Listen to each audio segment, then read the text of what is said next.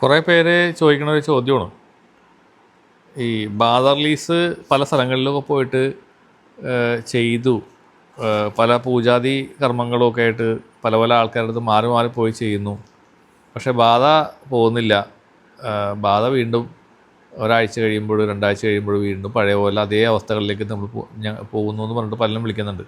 അപ്പോൾ എന്തുകൊണ്ടാണ് അങ്ങനെ സംഭവിക്കണമെന്നുള്ള ചോദ്യം. അപ്പോൾ ഈ നമ്മുടെ ട്രഡീഷണലായിട്ടുള്ള ഈ കാര്യങ്ങൾ ചെയ്യുന്ന പൂജാ സമ്പ്രദായങ്ങളിൽ പോകുന്ന ആളുകൾ മോശക്കാരാണെന്നോ അവരെ കുറ്റമൊന്നും ഞാൻ പറയില്ല. കാരണം അതിന് ഓരോന്നിനും ഓരോ ശാസ്ത്രത്തിനും അതിൻ്റേതായിട്ടുള്ള വാല്യൂസ് ഉണ്ടെന്ന് വിശ്വസിക്കുന്ന ആളാണ് ഞാൻ.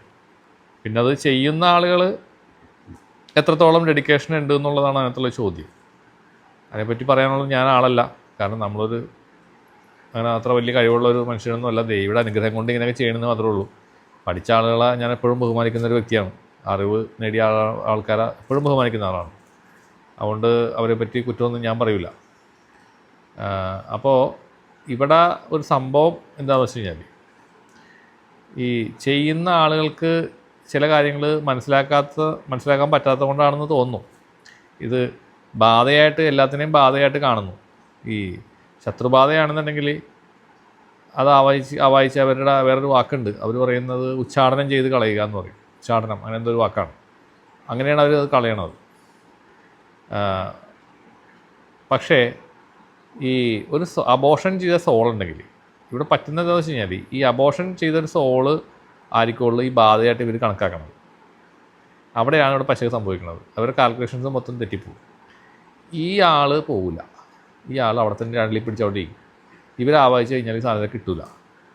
അതാണ് റിയാലിറ്റി. ഞാൻ മനസ്സിലാക്കിയ റിയാലിറ്റി അതാണ്. കാരണം അത്തരം കേസുകൾ എൻ്റെ അടുത്ത് വന്നു കഴിഞ്ഞാൽ സാധാരണ ഞാൻ മാറ്റി കൊടുക്കാറുണ്ട്.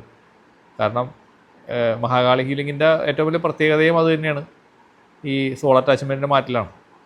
അപ്പോൾ അതുകൊണ്ടായിരിക്കാം നിങ്ങൾ അങ്ങനെ പോയിട്ട് അനുഭവം കിട്ടാത്തതെന്ന് ഞാൻ വിചാരിക്കുകയാണ്. ഇപ്പോൾ കഴിഞ്ഞ ദിവസം വന്നൊരു 2-3 കേസുകൾ ഇതേപോലത്തെ കേസായിരുന്നു. എല്ലാത്തിലും സോൾ അറ്റാച്ച്മെൻ്റ് ആയിരുന്നു. അത് ഈ അബോർഷൻ സോളായിരുന്നു. അപ്പോൾ അതുകൊണ്ട് നിങ്ങളതിനെ ഒന്ന് മനസ്സിലാക്കാനായിട്ട് ശ്രമിക്കണം എന്ന് ഞാൻ പറയുന്നു. പൂജ ചെയ്യുന്ന ആളുകളെ കുറ്റപ്പെടുത്തി അവരെ മോശക്കാരാക്കാനായിട്ട് ശ്രമിക്കരുത് പ്ലീസ്. അത് അവരവരുടെ കർമ്മം ചെയ്തോട്ടെ. അപ്പോൾ റിയാലിറ്റി ഇന്നതാണെന്നുള്ളത് ആ ഒരു കാര്യം നിങ്ങൾ മനസ്സിലാക്കാൻ വേണ്ടിയിട്ടാണ് ഈ വീഡിയോ.